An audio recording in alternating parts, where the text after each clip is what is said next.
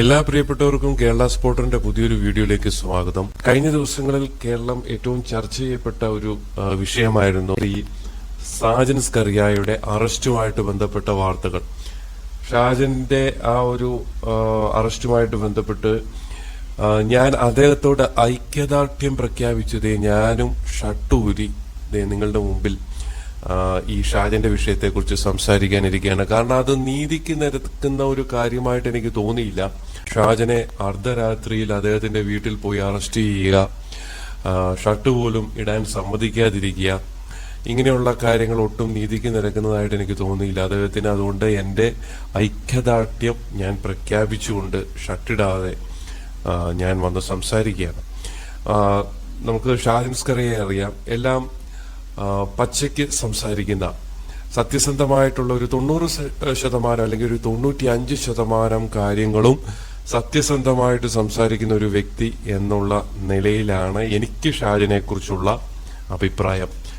സീനിയറായിട്ടുള്ളൊരു മാധ്യമ പ്രവർത്തകനാണ് ശ്രീ ഷാജൻ.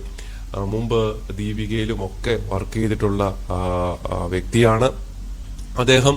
സ്വന്തമായിട്ട് യൂട്യൂബ് ചാനലൊക്കെ തുടങ്ങി പലരും പറയാൻ മടിക്കുന്ന കാര്യങ്ങൾ, അതായത് മാധ്യമങ്ങൾ, മുൻനിര മാധ്യമങ്ങളൊക്കെ പറയാൻ മടിക്കുന്ന കാര്യങ്ങൾ തുറന്നു പറയുന്ന ഒരു വ്യക്തി കൂടിയാണ് ഷാജൻ. ഈ ഷാജൻ പലരുടെയും കണ്ണിലെ കരടാണ്. പല അഴിമതികളും കൊള്ളരുതായ്മയും വിളിച്ചു പറയുന്നതുകൊണ്ട് പലരുടെയും കണ്ണിലെ കരടാണ്. കേരളത്തിന്റെ മുഖ്യമന്ത്രി പിണറായി വിജയനെ കുറിച്ചൊക്കെ ഒരു മടിയും കൂടാതെ തുറന്ന് സംസാരിക്കുന്ന ഒരു വ്യക്തിയാണ്. അപ്പൊ ഈ ഒരു അറസ്റ്റിന്റെ പിന്നിൽ ആരാണ് എന്ന് ചോദിച്ചു കഴിഞ്ഞാൽ വ്യക്തമായിട്ടുള്ള ഒരു ഉത്തരം എനിക്ക് നൽകാൻ സാധിക്കുന്നില്ല. പക്ഷെ പല സൂചനകളും അദ്ദേഹം പറയുന്നുണ്ട്. പിണറായി വിജയനായിരിക്കാം, അദ്ദേഹത്തിന് പുള്ളിയോട് കലിപ്പുണ്ട് എന്ന് പറയുന്നു, ആയിരിക്കാം. അതുപോലെ ചിലപ്പോൾ അദ്ദേഹം പറയുന്നുണ്ട് ഒരു പോലീസ് ഓഫീസർ അദ്ദേഹത്തോട് എന്തോ ഒരു വൈരാഗ്യമുണ്ട്, അയാളായിരിക്കാം.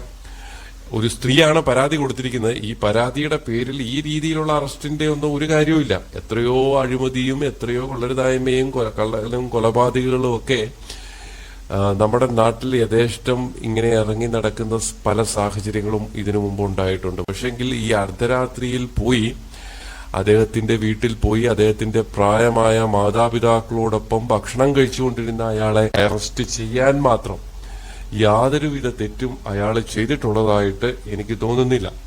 ഈ സ്ത്രീ പരാതിപ്പെട്ടിട്ട് കുറച്ചു നാളായെന്ന് പറയുന്നു.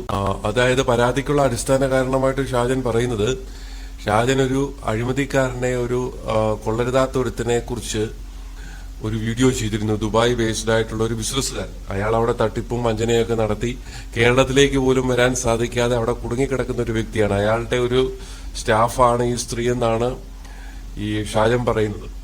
അപ്പൊ ഈ സ്ത്രീയെ കുറിച്ചും ഷാജൻ വീഡിയോയിലൊക്കെ പറഞ്ഞിട്ടുള്ളതായിട്ട് പറയുന്നു. ഞാൻ ആ വീഡിയോ ഒന്നും കണ്ടിട്ടില്ല. അങ്ങനെ ഒരു സാഹചര്യത്തിൽ ഒരു സ്ത്രീ പരാതി കൊടുത്തതിന്റെ പേരിൽ രാത്രിയിൽ പോയി വലിയൊരു കുറ്റവാളിയെ പോലെ അല്ലെങ്കിൽ ഒരു കൊലപാതകിയെ പോലെ രാത്രിയിൽ പോയി അറസ്റ്റ് ചെയ്യേണ്ട യാതൊരു കാര്യവുമില്ല.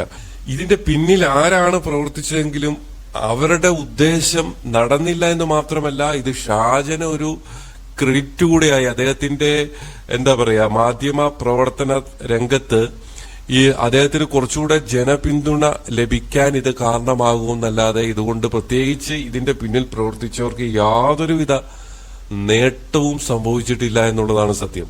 ഒരു ദിവസം പോലും അദ്ദേഹത്തെ ജയിലിലിടാൻ സാധിച്ചിട്ടില്ല. രാത്രിയിൽ അറസ്റ്റ് ചെയ്താൽ ജാമ്യം കിട്ടാനുള്ള സാധ്യത ഇല്ല എന്ന് കരുതിയാവും ഇങ്ങേരെ പോയി രാത്രി അറസ്റ്റ് ചെയ്തത്. പക്ഷേ ജയിലിൽ ഇടാൻ സാധിച്ചില്ല എന്നും മാത്രമല്ല, അദ്ദേഹത്തിന്റെ പിന്തുണ നല്ല രീതിയിൽ വർദ്ധിക്കുകയും ചെയ്തു. അതിന് തെളിവായിട്ട് ഞാൻ പറയാം, ഇതിനു മുമ്പിട്ടിരുന്ന വീഡിയോയും ഈ ഒരു വിഷയത്തിന് ശേഷം പുള്ളി ഇടുന്ന വീഡിയോയ്ക്ക് എത്രമാത്രം വ്യൂസ് ആണ് കൂടിയിരിക്കുന്നത് എന്നുള്ളതൊന്ന് ആലോചിച്ച് നോക്കി. ശരിക്കും പറഞ്ഞാൽ ഇത് ഈ ഒരു അറസ്റ്റ് നാടകം ശരിക്കും പറഞ്ഞാൽ ഷാജൻ സ്കറിയയ്ക്ക് കൂടുതൽ നേട്ടമായിട്ട് മാത്രമേ ഉപകരിക്കൂ എന്നുള്ള കാര്യത്തിൽ യാതൊരു സംശയവും വേണ്ട. കേരള സ്പോട്ടറിന്റെ ഇന്നത്തെ വീഡിയോ നിങ്ങൾക്ക് എല്ലാവർക്കും ഇഷ്ടമായെന്ന് വിചാരിക്കുന്നു. ഇതുപോലെയുള്ള കേരളത്തിൽ നടക്കുന്ന സംഭവങ്ങളും അതുപോലെ മറ്റു സംഭവങ്ങളും നമ്മൾ തുറന്ന് സംസാരിക്കുന്ന ഒരു പ്ലാറ്റ്ഫോമാണ് കേരള സ്പോട്ടർ എന്നുള്ള ഈ ചാനൽ. മറ്റൊരു വീഡിയോയിൽ മറ്റൊരു വിഷയവുമായിട്ട് വരാം. നന്ദി, നമസ്കാരം.